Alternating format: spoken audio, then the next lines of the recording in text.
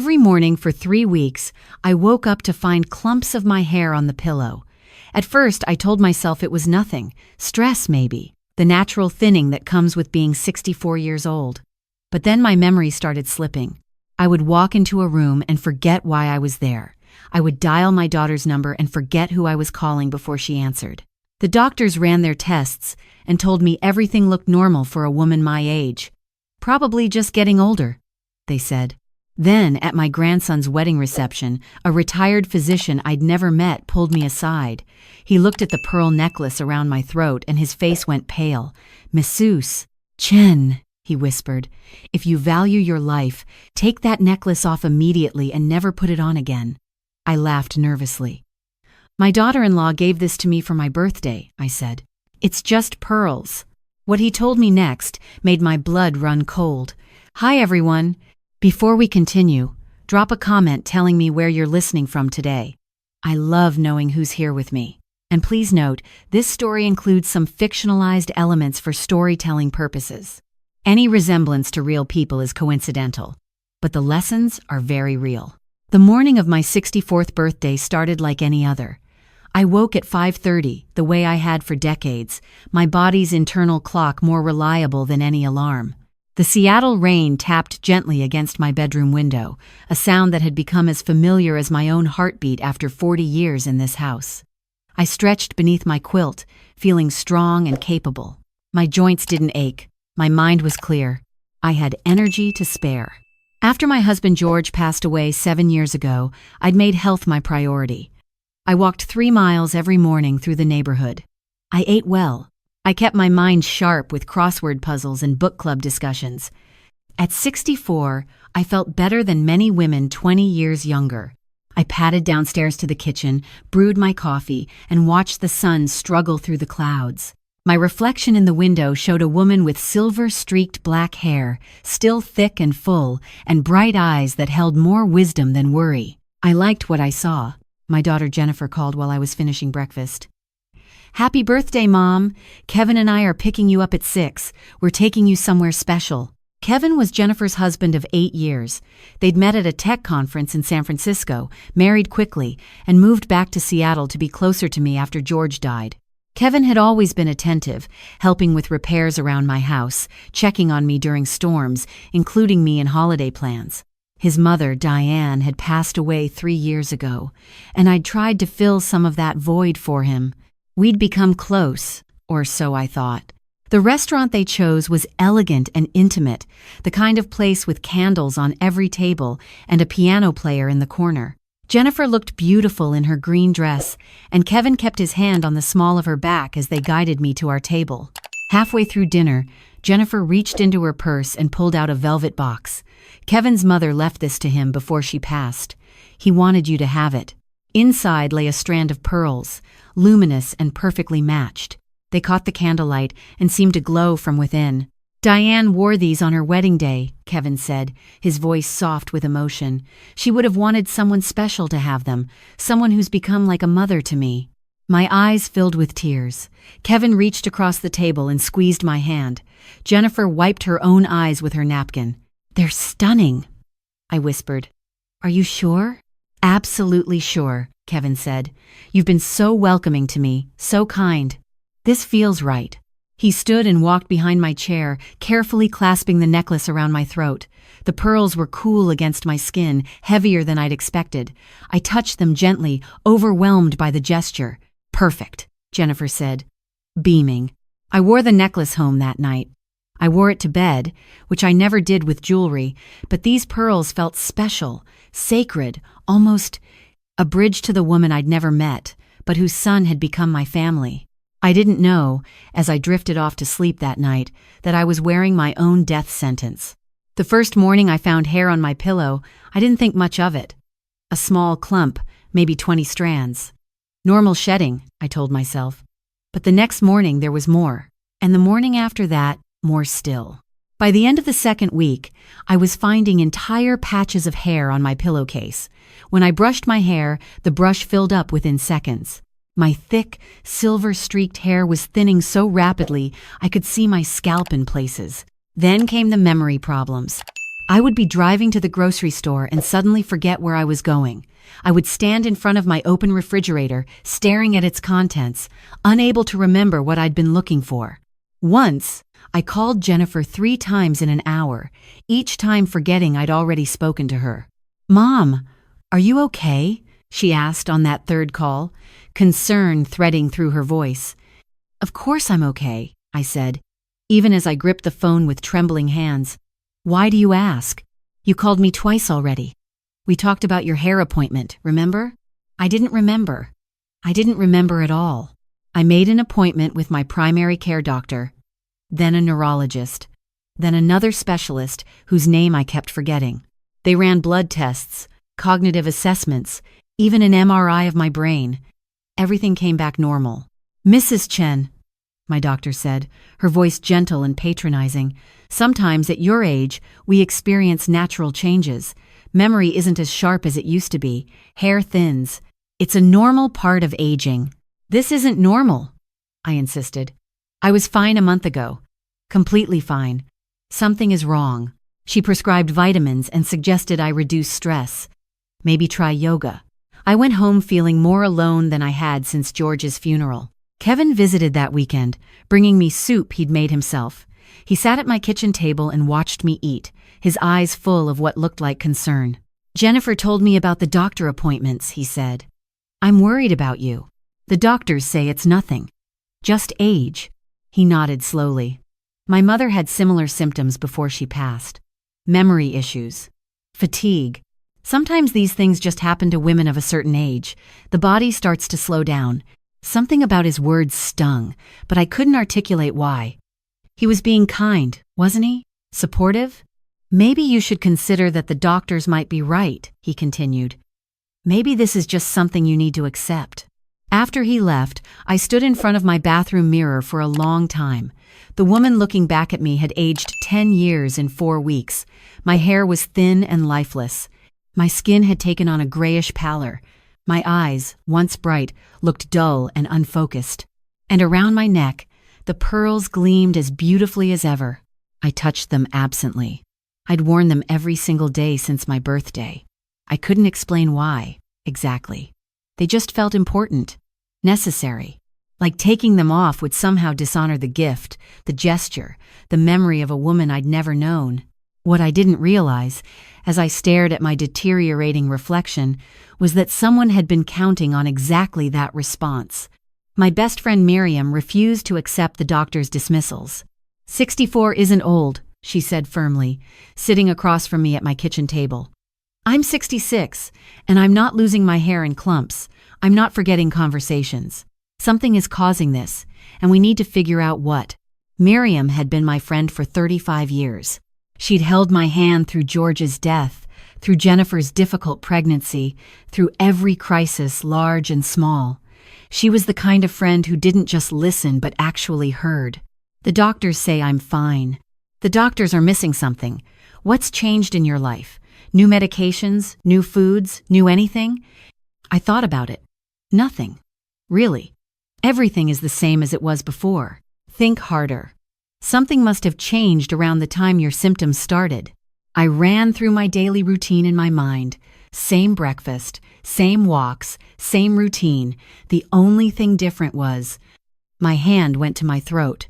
"The necklace?" Miriam asked, following my gesture. "Kevin gave it to me, his mother's pearls, for my birthday. That was what, a month ago? 5 weeks. Miriam leaned forward. "And when exactly did your symptoms start?" I tried to remember. The timeline was fuzzy, like everything else in my mind lately. But the more I thought about it, the more the dates aligned.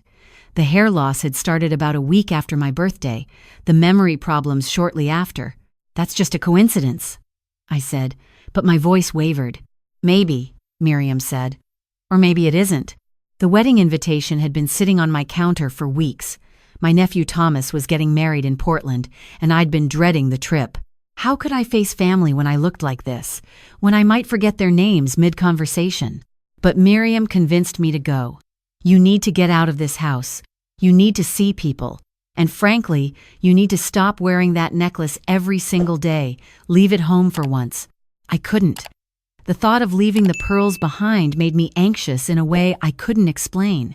So I wore them to Portland, wore them to the wedding, wore them to the reception in the beautiful garden venue overlooking the Columbia River.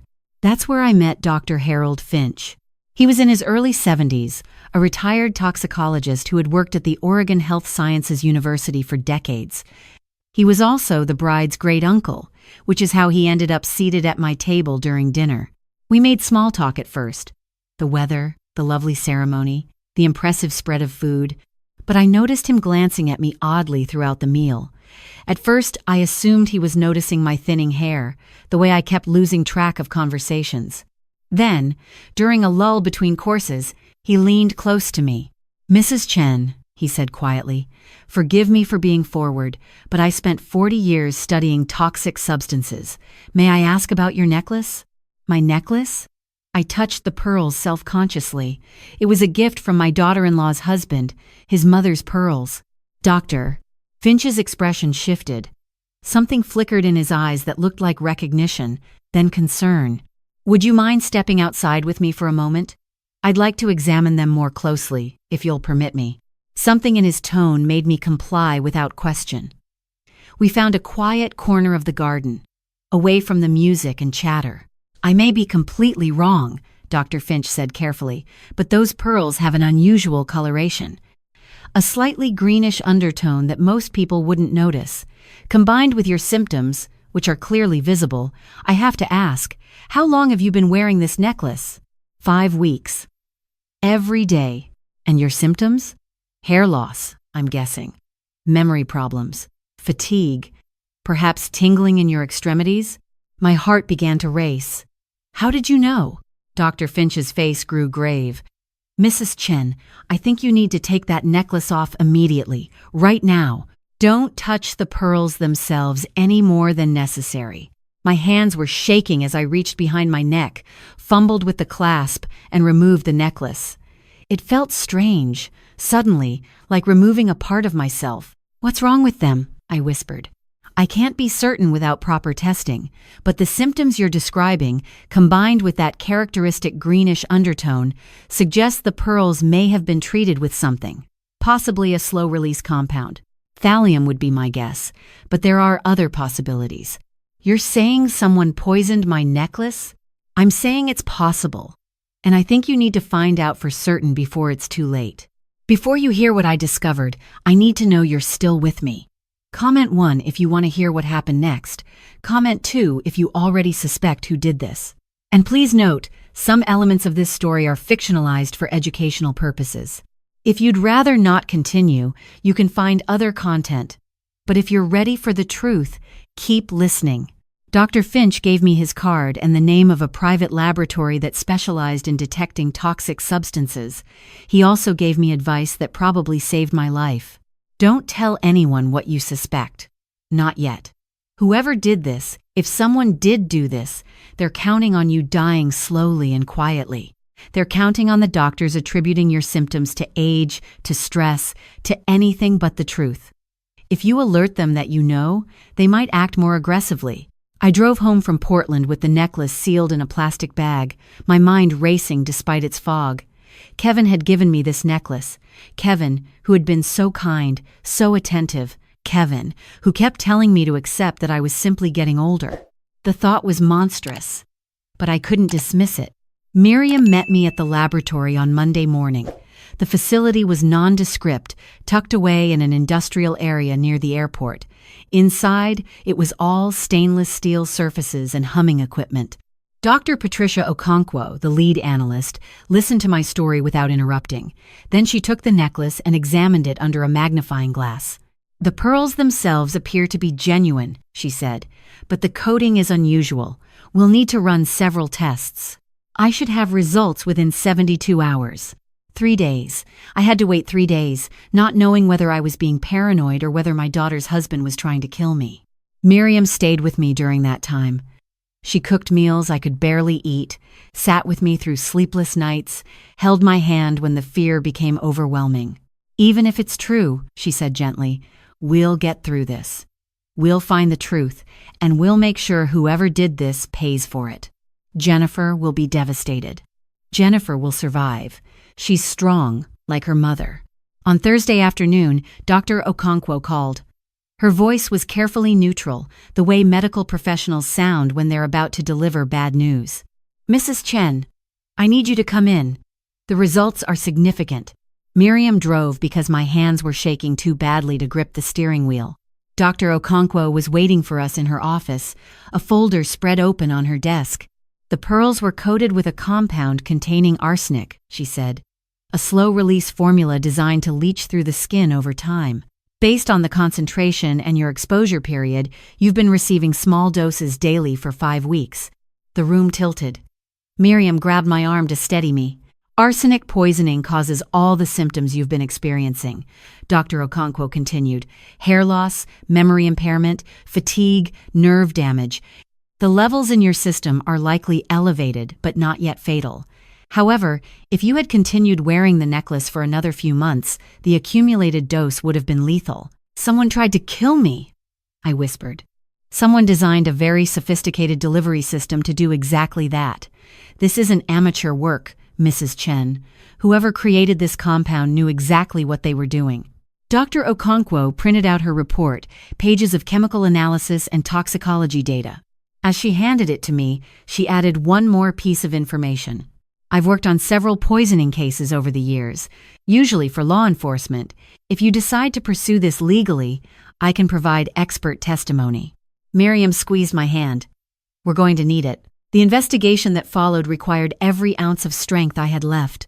Miriam became my partner in uncovering the truth, spending hours helping me research, document, and piece together the puzzle. The first thing we discovered was the insurance policy. Kevin had taken out a life insurance policy on me 8 months earlier, claiming me as a dependent mother-in-law. The policy was worth $750,000. I was listed as the insured. Kevin was the sole beneficiary. Jennifer didn't know, I said, staring at the document Miriam had found through public records. She had no idea he did this. Are you sure? I'm sure. Jennifer would never hurt me. She loves me. The second discovery was the debt. Kevin's technology startup had failed spectacularly 2 years ago. He'd borrowed heavily from private investors, and those debts had come due. Court records showed he was being sued by 3 different creditors for amounts totaling over $500,000. He needed money, Miriam said grimly. Desperately. The third discovery was the connection to the necklace. I remembered Kevin telling me the pearls had belonged to his mother, but Diane had been dead for 3 years. Where had the necklace actually been during that time? And more importantly, who had modified it? Miriam found the answer buried in Kevin's credit card statements, which I obtained through records Jennifer had innocently shared with me months ago for tax purposes. 6 weeks before my birthday, Kevin had made a payment to a company called Artisan Restoration Services. When we looked up the company, we found it specialized in antique jewelry, including chemical treatments and custom modifications. He had the pearls altered, I said.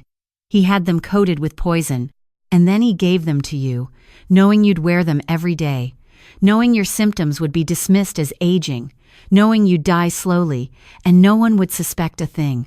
The evidence was overwhelming, but I needed one more piece, direct proof of Kevin's intent. Breaking into their home was Miriam's idea, though I agreed immediately. Jennifer and Kevin were attending a conference in San Francisco, gone for 4 days. I still had a key from when I'd cat-sat for them last summer.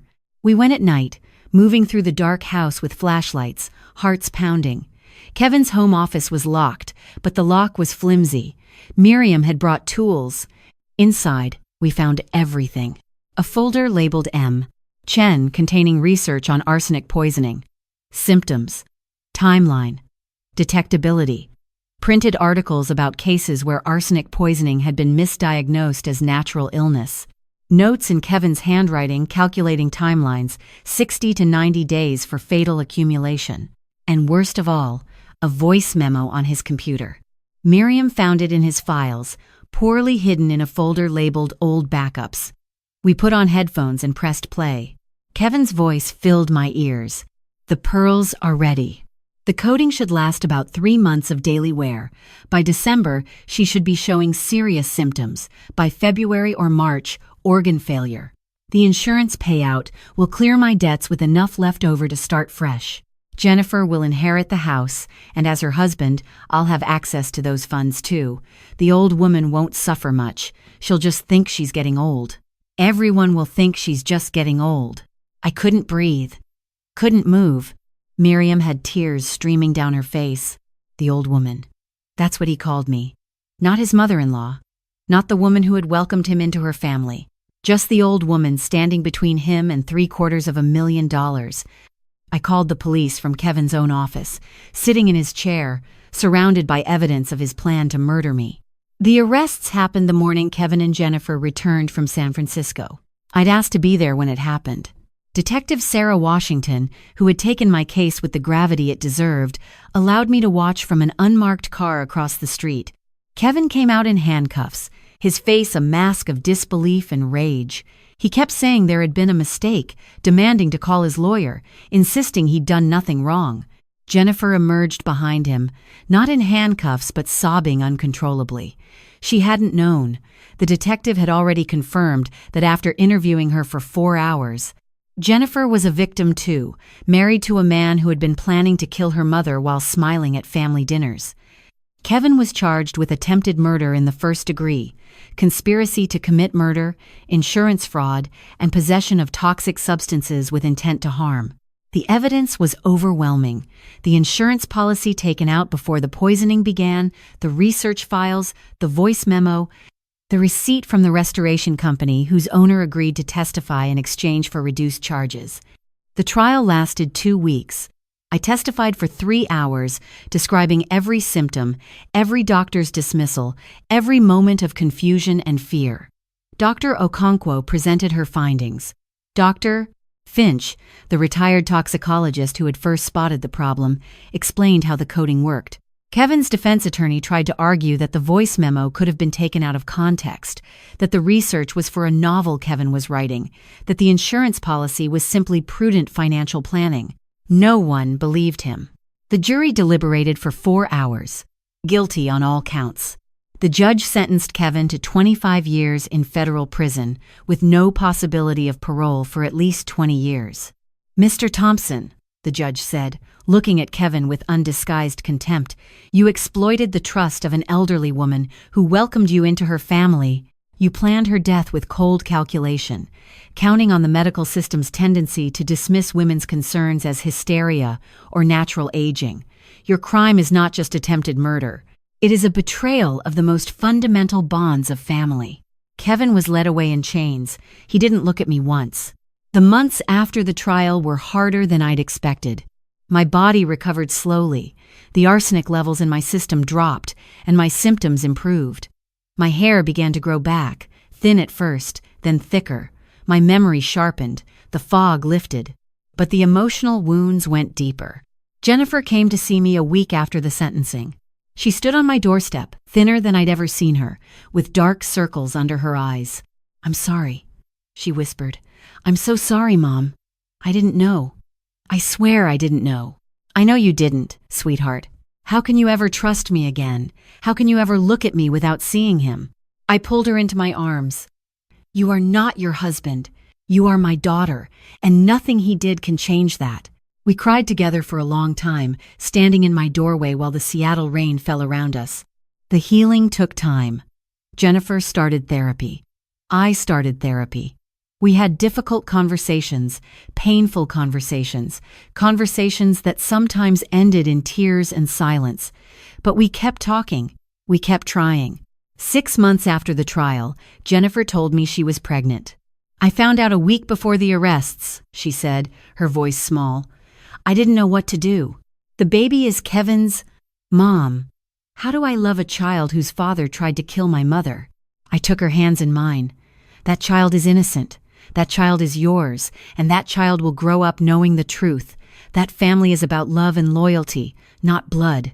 That sometimes the people who hurt us are the ones we trusted most. And that we can choose, every single day, to be better than the darkness we've survived. On a rainy March morning, I held my granddaughter for the first time. Jennifer named her Grace, for the grace that had saved my life. She had her mother's dark eyes and a wisp of black hair. She was perfect. As I cradled Grace in my arms, I thought about how close I'd come to never meeting her, how close Kevin had come to taking not just my life, but this moment, this joy, this future. But he hadn't won. I was here. I was alive, and I was holding proof that love could survive even the deepest betrayal.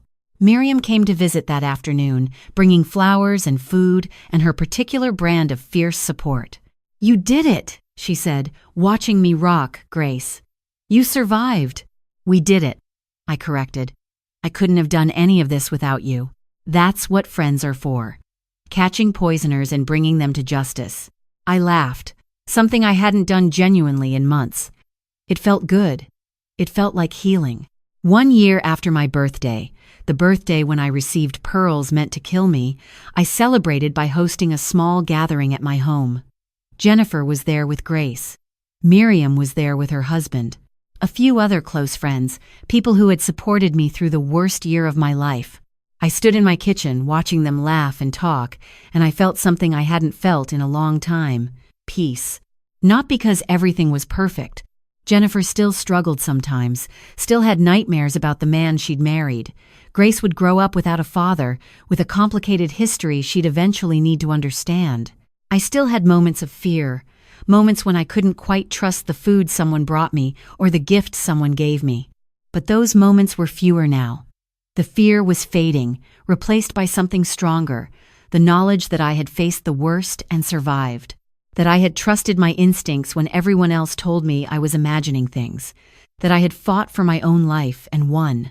As the evening wound down and my guests began to leave, Jennifer lingered in the kitchen, Grace sleeping in her arms. "Mom," she said quietly, "I've been thinking about what you said, about choosing to be better than the darkness. And I want Grace to know your story someday. I want her to know that her grandmother was strong enough to save herself. That women don't have to accept it when people tell them they're imagining things. That family can betray you, but family can also save you." I reached out and touched my granddaughter's soft cheek. "Then we'll tell her," I said. "When she's ready, we'll tell her everything, and we'll teach her to trust her own instincts, to question the people who tell her to just accept things, to fight for herself the way I had to learn to fight for myself." Grace stirred in her sleep, making a small sound that might have been agreement. And if you're listening to this story, I want you to hear this. I made mistakes. I trusted too easily. I accepted explanations that didn't make sense because they came from people I loved. I ignored my own body's warnings because doctors told me I was fine. Don't be like me. When something feels wrong, trust that feeling. When your body tells you something is happening, believe it. When the people around you try to convince you that you're imagining things, that you're too old, too stressed, too sensitive, question their motives. The ones who truly love you will never try to make you doubt yourself. They will fight alongside you for answers. They will believe you when no one else does. And sometimes, the person trying to hurt you is wearing the mask of family. Sometimes betrayal comes wrapped in pearls and presented as a gift. Trust wisely. Love carefully. And never, ever stop fighting for yourself. This is Margaret Chen, and my story is finally complete. If it helped you, share it with someone who needs to hear it. Subscribe to Crystal Revenge for more stories of survival and justice. And remember, your instincts are trying to protect you. Listen to them.